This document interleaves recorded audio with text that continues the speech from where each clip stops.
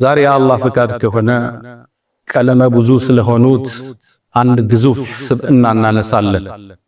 የአኢማዎቹ ሁሉ አባት የተለየ ክብርና ስም የተቸራቸው ከሳቸው በኋላ ሁሉ የመጡ ኢማሞች ኢማሙል አዕዘም ታላቁ መሪ ታላቁ ኢማም ስላሏቸው ትልቅ ስብዕና ገጾችን እንገልጻለን።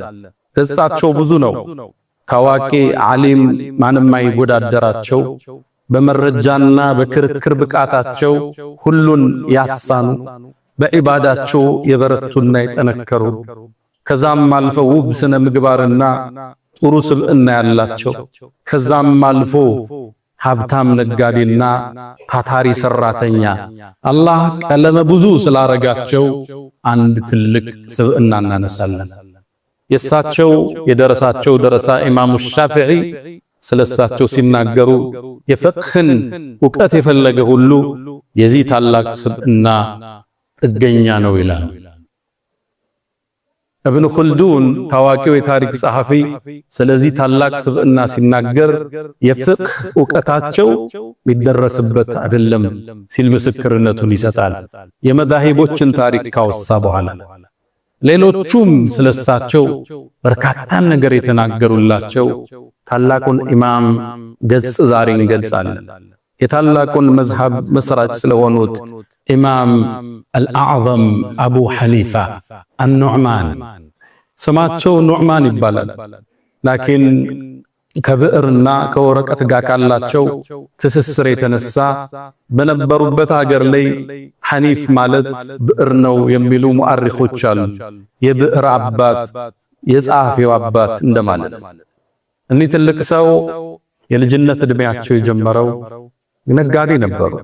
አባታቸው በጣም የተከበረ ባለሀብት ልብስ ሻጭ ነበረ። ከሀገሪቱ የተለያየ ቦታ እያመጣ ኹራሳን ላይ ንግድን የሚያሳፋ ነበር። በሂደትም ኩፋ የምትባለው የኢራቋ ከተማ አለች። አሁን ከባግዳድ ሰሜናዊ አካባቢ የምትገኝ ከተማ አለች። እዛ ላይ ታዋቂ ንግድ ቦታ የነበራቸው ትልቅ ባለሀብት ነበሩ። ልጃቸውም ኑዕማን ገና በልጅነቱ ከአባቱ ጋር ንግዱን ተያያዘ። በልጅነቱ ሀብትም ማካበት ቻለ። ታዲያ ወደ ዒልም የመራውን አንድ ክስተት ህይወቱ ላይ መጣ። ኑዕማን ይሄ ወጣት አንድን ህልም አየ። ኸጢቡል ባግዳዲ ታሪኩን ያወሱታል። ይሄ ኢማም አቡ ሐኒፋ የወደፊቱ ታላቁ ኢማም የዛሬ ወጣት ኑዕማን አንድን ህልም አዩ። የነቢዩን ዓለይሂ ሰላቱ ወሰላም ቀብር ሲቆፍሩ አየ። ይህን ህልም ሲያይ ደነገጠ። ምን ሊያወጣ ይሆን? ይህን ህልም ለማስፈታት ወደ እብኑ ሲሪን የሚባሉ የዘመኑ ታላቅ የህልም ተንታኝ አሉ። ወደሱ ላኩባቸው። እብኑ ሲሪን ህልሙን ሲሰሙ ተገረሙ። የዚህ ህልም ባለቤት አሉ የፊሩ ዒልመን በእውቀት ይደፍቃል። ለወደፊት ማንም የማይደርስበት የእውቀት እርክል ላይ ይደርሳል። አቡ ሐኒፋ ይህን ሲሰማ ደስታ ተሰማው። ግን አሁንም ንግድ ላይ ነው። 10 ዓመት ሳይሞላው ቁርአንን ቢሐፍዝ በልጅነቱ ትንሽ ዕውቀትን ቢፈልግም የዕውቀት መስክ ላይ አልገባ።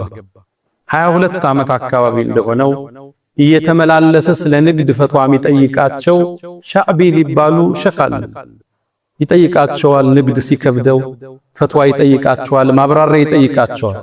ያጠያየቅ ብቃቱ የግንዛቤ ስፋቱን ሲያዩ ጠሩት። አንተ ኑዕማን አሉት፣ ዕውቀትን ከማን ነው የምትማር አሉት። አይኔ ንግዱ ላይ እንጂ ዕውቀቱ ላይ አልበረታው ማለት። አንድም ምክር ሰጡት። አላህ የተለየን አቅል ሰጥቷል፣ ዕውቀት። ይሄ አእምሮ በንግድ አይረካም ማለት ወደ ዕውቀት ተመለሳል።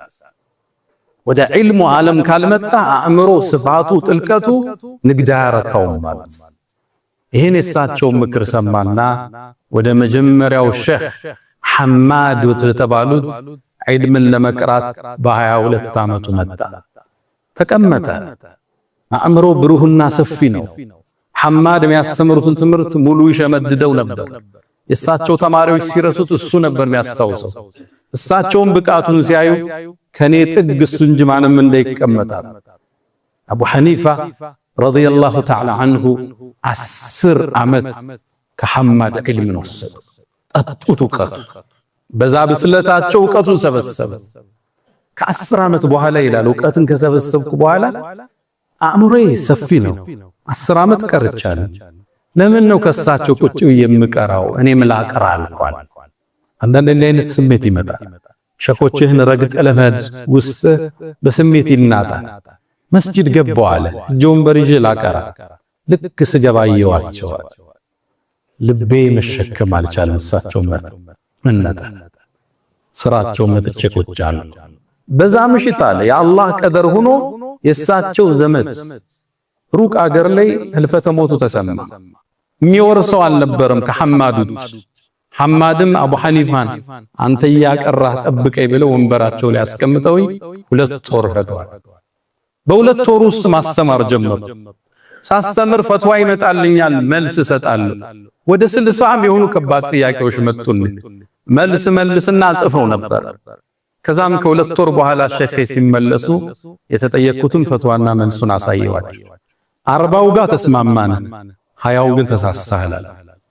አሃ ይቀረኛል አልኩ። አላህ አስተማረ። ከዛ በኋላ እስኪሞቱ ድረስ እሳቸው ጋር ተቀመጠ 18 ዓመት። በ40 ዓመቱ ሊያስተምር ኢማም አልአዕዘም ወንበሩ ላይ ቁጭ አለ። ለሸኹ ታማኝ የወለደውን ልጅ ራሱ በሳቸው ሐማድ ብለው የሰየሙ ለሸኻቸው ታማኝ ነበር። ለዚህ ወጣት ይሄ ትልቅ አስተምሮት ገና 2 ዓመት ያልቀራ ወጣት ሸኹን መራቅ አልበቃው ብሎ ሸኹን የሚሳደብበት ዘመን ነው አይደል ያለን። ዳሉን ሙዲል ጠማጥማሚ ሚል ታፔላ ለሸኹ እኮ ይሰጣል። ኢማም አቡ ሐኒፋ እንደዛ አልነበሩም። ልጃቸውን ሐማድ ብለው ሰየሙ። ያም አልበቃም። ሐማድ እኮ ከሞቱ በኋላ ሸኺ ይላል ሶላትን አልሰገድኩም ለሱ ከወላጆቼ ጋር እስትግፋር የጠየቅኩለት ቢሆን ተማሪ የሸኹን ሐቅ ሲወጣ መን ዓለመኒ ሐርፈን ስርቱ ለሁ ዓብደን አንድን እውቀት እኮ ያስተማረኝ አንዲትን ሐርፍ የሱ ባሪያው ነኝ ይሉ ነበር ቀደምቶች። እኔ እኮ ይላሉ አቡ ሐኒፋ ዱዓ ላደርግም ላስተማርኳቸውም ላስተማሩኝም አላህን ማርታ የጠየቅኩ ቢሆን እንጂ ለደረሶቻቸውም ያደርጉ ነበር። ይሄን አስተምሮታቸውን ያየ የእሳቸው ታዋቂ ደረሳለ አቡ ዩሱፍ የሚባል በሂደት ቃዲ ሆኗል። እሱ ምን ይላል? ከአቡ ሐኒፋ የተማረው እኔ እኮ ሶላትን ሰግጄ አላቅም ለአቡ ሐኒፋ ማህርታን የጠየቅኩ ቢሆን። ሼኽና ደረሳ ግንኙነቱ ይሄ ዛሬ ከስርህ ቁጭ ብሎ ተመሮ ምናልባትም እስልምናን ካንታውቆ አንተን ቲክቶክ እና ፌስቡክ ላይ አውጋዥ ወጣቱ ሼኾቹ ሲሞቱ ሙስተራሁ ምን ተገላገልናቸው የሚል ትውልድ ስናይ አቡ ሐኒፋን እንዴት እንደተምሳሌ ታናነስ። አቡ ሐኒፋ አላህ የተለየ ዕውቀትን ብቃት የሰጣቸው ይሄን ዕውቀት ይዘው ወጡና ፍቅህ የሚባለውን ትምህርት መሰረቱን ጣሉ። አስተሳሰባቸው ጥልቅ ነበር። ለዛ ነው ኢማም ሻፊዒ አቡ ሐኒፋ በሞቱበት ዓመት ነው የተወለዱት። ኢማም ሻፊዒ 150ኛው ሂጅሪያ ላይ ነው የተወለዱት። ማንም እኮ ይላሉ ኢማም ሻፊዒ የሻፊዒያ መዝሐብ መስራት ናቸው። ማንም ሰው ስለ ፍቅህ ከተማረ የአቡ ሐኒፋ ጥገኛ ቢሆን እንጂ። ኸጢቡል በግዳዲ ስለሳቸው ብዙ ብለዋል። ኢብኑ ኹልዱን ስለ ፍቅህ ዕውቀታቸው ብዙ ተናግሯል። እነ ለይዚ ብዙ ተናግረዋል ስለሳቸው። እነ ፈድል ኢብኑ ሙትላ የፍቅህ ዕውቀት እኮ ሰው ልጆች ተኝተው ነበር አቡ ሐኒፋ ቀሰቀሳቸው ይላል። በእርግጥም ያየው ህልም ተፈታ በሂደት አላህ ሻርፕ የሆነ አቅል የሰጣቸው ተከራክረህ አታሸንፋቸው። ለዛ ነው ኢማም ሻፊዒ ሸኻቸው በቀጥታ ኢማሙ ማሊክ ናቸው። ኢማሙ ማሊክን ጠየቅኳቸው፣ አቡ ሐኒፋን አግኝተው ታውቃለህ አልኳቸው። አዎን አንድን ሰው ተመለከትኩ አሉት። ተከራክሯቸው ነው ቁሙ። አቡ ሐኒፋ እኮ ቢፈልግ ይሄን የመስጂዱን ምሰሶ ወርቅ ነው ቢልህ በመረጃ ያሳምናል። አላህ የተለየ አእምሮ ነበር የሰጣቸው። ሙአሪኾቹ የታሪክ መዛግብት ሲጽፉ የምድራችን አእምሮ በአንድ ሚዛን ላይ ቢሆን የአቡ ሐኒፋ ለብቻው የሱ ሚዛን ይደፋል የተባለለት ነበር። ክርክረ ብርቱ ነው። ሎጂክ ላይ የሚችላቸው አልነበር። ሰው ሊከራከራቸው ሲመጣ ሁለት መስፈርት ያቀርባል። በቁርአን ታምናለህ፣ በቁርአን እንከራከር ይሉታል። በቁርአን ካላመንክ ደግሞ በሎጂክ እንርታ ይሉታል። ቁጭ አድርገው ያሳምኑታል። ዑለማዎቹ በሳቸው ዘመን ሙፍቲዎቹ የሚሳሳቱትን አበጥረው ነበር የሚያወጡት። ቁርአንን ሶላት ላይ ካከተሙ በእስልምና ታሪክ አራት ሰዎች ውስጥ አቡ ሐኒፋ ናቸው። ዑስማን ኢብኑ አፋን ቁመው አክትመዋል። ተሚሙን ዳሪ ቁመው አክትመዋል በአንድ ሶላት። ሰዒድ ኢብኑ ጁበይር አክትመዋል። አራተኛው አቡ ሐኒፋ ናቸው።